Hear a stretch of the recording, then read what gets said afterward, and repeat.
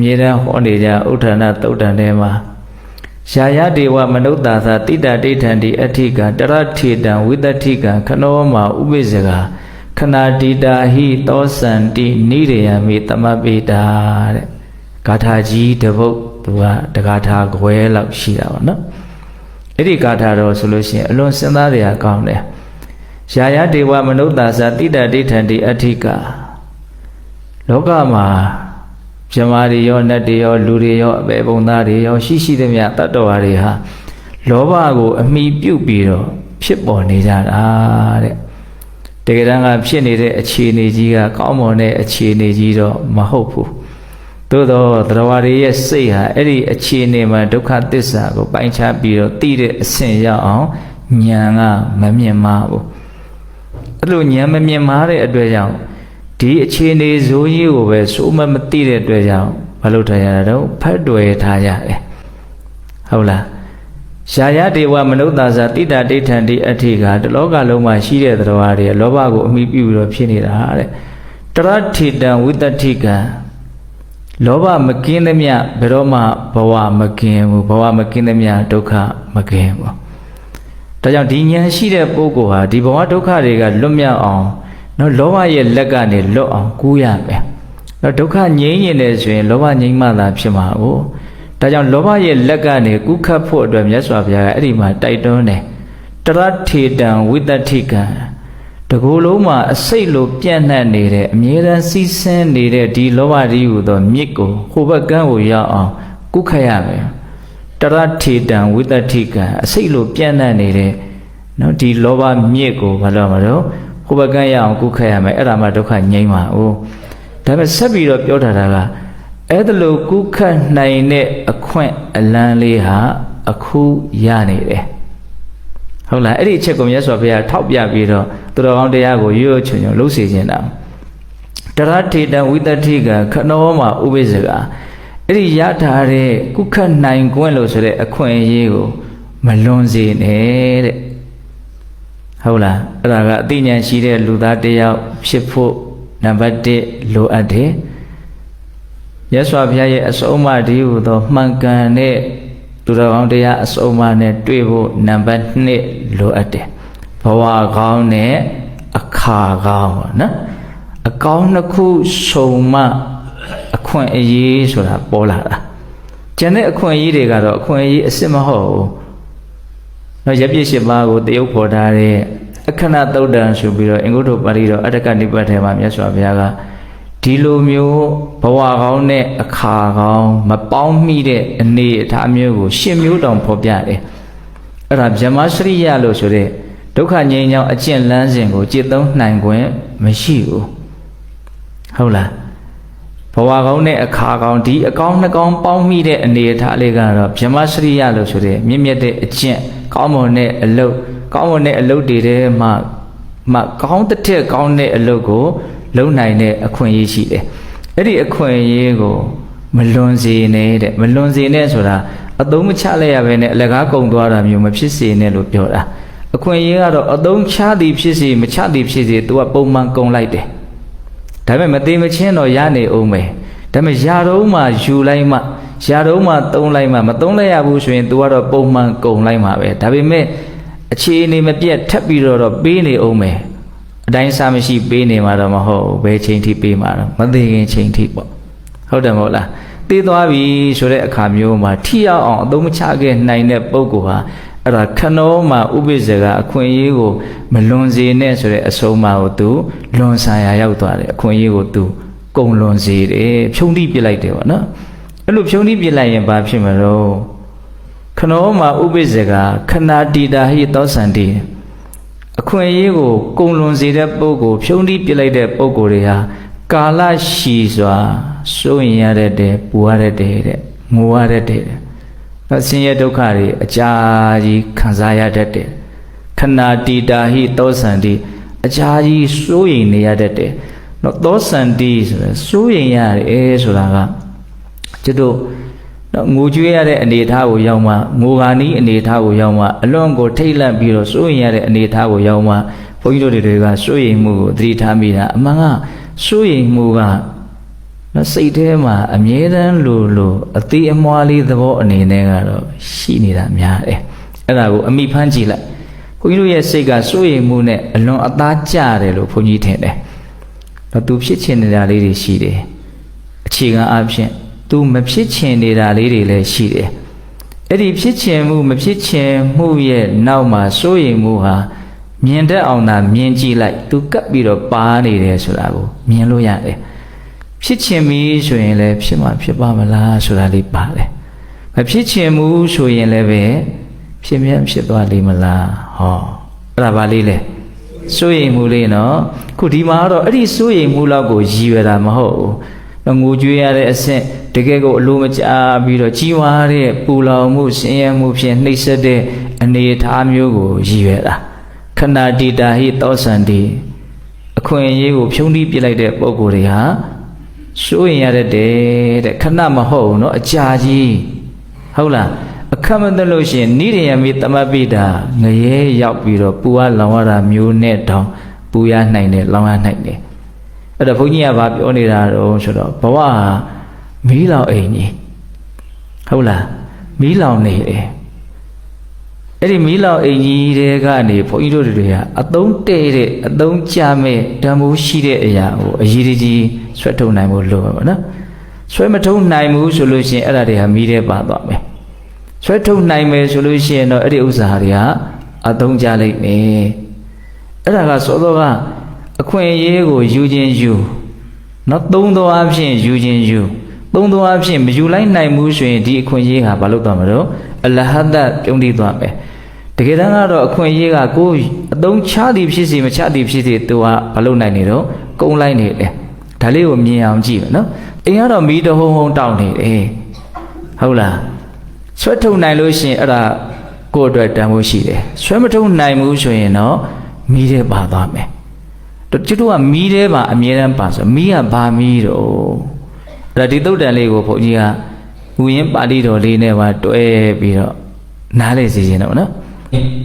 အဋိဋ္ဌသမိအာဂါရသမိယန္နိဟရတိပါဇနံတန်တတဟောတိအဋ္ဌာယနောဇာယတထတရှတိ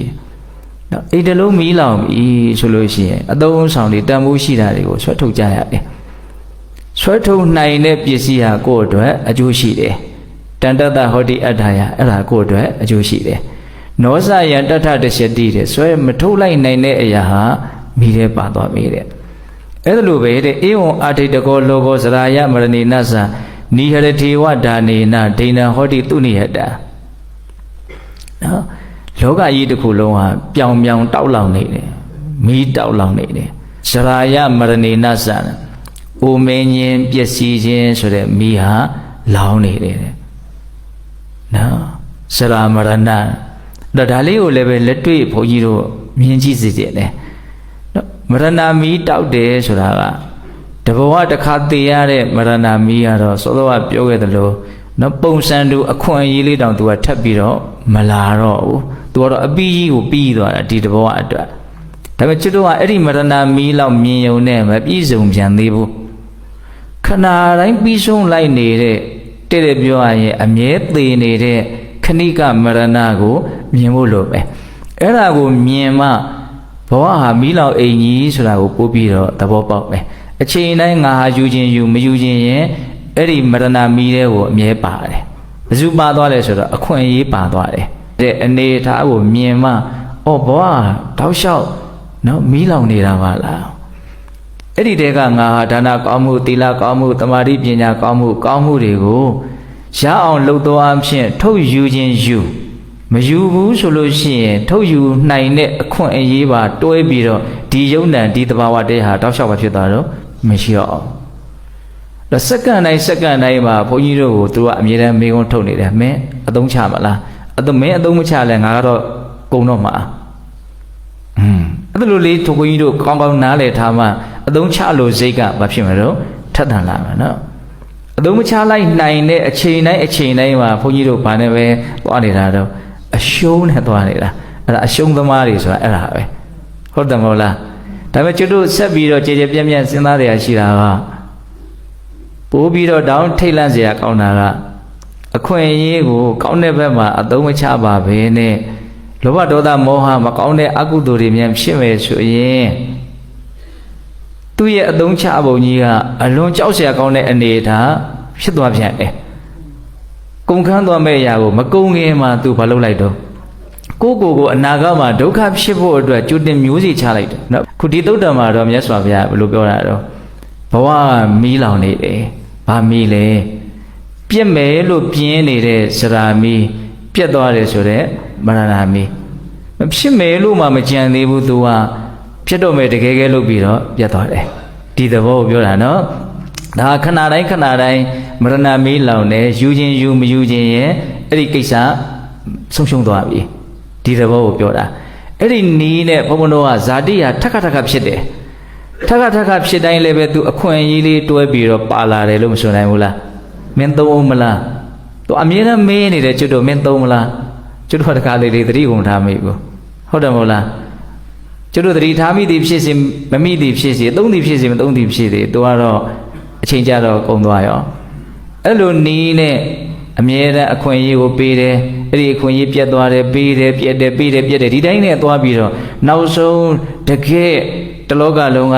ဒါကတော့သေပြီဟေးလို့တတ်မှတ်ထားတဲ့အနေထားတရက်အသက်လည်းမရှိတော့ဘူးဝိညာဉ်လည်းကင်းသွားပြီအနှွေးတက်လည်းမရှိတော့ဘူးရုပ်ပိုင်းဆိုင်ရာကြီးစပြီးတော့အကြီးကျယ်မလုပ်တော့မလို့ဖောက်ပြန်တော့မယ်အဲ့ဒီအနေထားကိုမလုပ်ခေါ်တော့သေပြီပျက်စီးသွားပြီရှိသေးသလားအခွင့်အရေးနောက်ထပ်ပြန်ပေါ်သေးသလားဒီအခြေအနေမျိုးမပေါ်တော့ဘူးဘဝတစ်ခုခုမှာ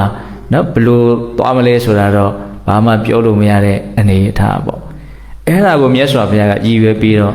ဧဝံအာရိတကောလောကောစရာယမရဏိနသနိဟရိထေဝဒါနေနဒိဏဟောတိသူနိယတဟုတ်လားမီးလောင်နေတဲ့ဒီခန္ဓာအိမ်ကြီးတွေကနေဗာမီးတော့စရာမရဏမီးလောင်နေအဲ့ဒီတဲကနေပြီးတော့ဒါနကောင်းမှုကိုဒါဆွဲပြီးတော့ထုတ်ယူရမယ်ဒါနကောင်းမှုဟာဘဝခန္ဓာမီးလောင်အိမ်တွေကနေဆွဲထုတ်လိုက်တဲ့ကိုယ့်အတွက်သုံးလို့ရမယ်ဥစ္စာပစ္စည်းဆက်ပြီးတော့မြတ်စွာဘုရားဂါထာနှစ်ပုဒ်ပြောတယ်ဒိဏံဒုက္ခဗလံဟောတိနာဒိဏဟောတိတန္တရာသောရာဟရန္တိရာဇာနောအဂိတဟတိနတ္တိဒိဏံဒုက္ခဗလံဟောတိနာဒိဏဟောတိတန္တရာပေးခြင်းဝေခြင်းမျှခြင်းကတော့ချမ်းသာခြင်းဆိုတဲ့အကျိုးရလဒ်ရှိတယ်နော်ဒိဏံပေးခြင်းဟာဒုက္ခဗလံဟောတိချမ်းသာခြင်းဆိုတဲ့အကျိုးရလဒ်ရှိတယ်နာဒိဏဟောတိတန္တရာမပေးဘူးဆိုတာကတော့အဲ့ဒီလိုအကျိုးမျိုးမထွက်ဘူးတဲ့သောတာဟရန္တိရာဇာနောအဂိတဟတိနတ္တိမပေးဘဲနဲ့ထားတဲ့ပစ္စည်းဟာအခက်မသိရင်တခိုးရမြလက်ထဲလဲရောက်သွားနိုင်တယ်ရာဇာနောတဲ့မင်းဆိုမင်းကြီးကလည်းအတင်းအဓမ္မပိမ့်သွားနိုင်တယ်အဂိတဟတိနတ္တိတဲ့မီးလောင်လို့ဆုံးရှုံးသွားတာလည်းရှိတယ်အကြောင်းအမျိုးမျိုးကြောင့်မပေးဘဲထားတဲ့အရာဟာပြတ်သွားနိုင်တယ်အဲ့ဒါကကိုမသိခင်ပြတ်တာကိုပြောတာကိုသေးပြီးအကုန်ပြတ်ပြီးဆိုတဲ့အနေအထားကိုမြတ်စွာဘုရားဆက်ပြီးတော့ပြောပြန်တယ်ဒီကိစ္စကတော့ပို့ပြီးတော့အလေးနဲ့ထားစရာကောင်းတော့နော်အထအန္တေနဇဟတိတရိဒံသပရိက္ခဟံဣဒဒေညာယမေတာဝီဘုံစေထသတတိထသဓတ္တဝါစဗုဒ္ဓဝါစယထာနုဘာဝံအနိန္တိတောတက္ကမုပေတိဌာနနော်အထအန္တေနဇဟတိတရိဒံသပရိက္ခဟံနော်သေမင်းနှိမ့်ဆက်လို့သေရပြီဆိုတဲ့အခါမျိုးမှာတော့တရိဒံဒီခန္ဓာကိုယ်ရောတပရိက္ခဟံဒီခန္ဓာကိုယ်တစ်ချိန်လုံးက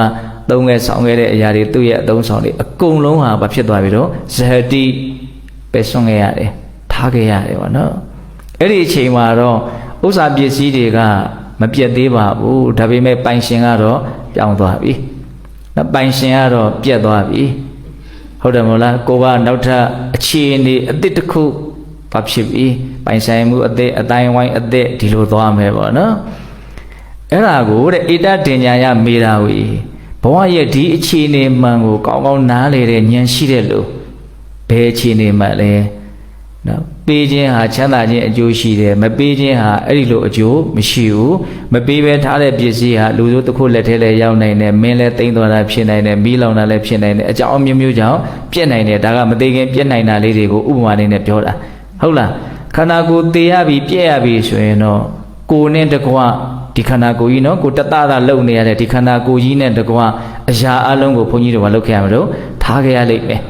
အဲ့ဒီချိန်ကျရင်တော့ကိုယ့်အတွက်အရာအလုံးဟာပြတ်သုံးသွားပြီပေါ့နော်ဒီအနေထားမှန်ကိုသိတဲ့ဉာဏ်ရှိတဲ့လူဟာဘုံစီထဆတတိထဆတဲ့ကိုယ်တိုင်လည်းပဲစားရမယ်သုံးရမယ် ကိုယ့်အတွက်ချမ်းသာအောင်ကိုရှာထားတဲ့ဥစ္စာပစ္စည်းကိုကိုယ့်ဘဝကိုယ့်အတွက်ချမ်းသာအောင်သုံးရမယ်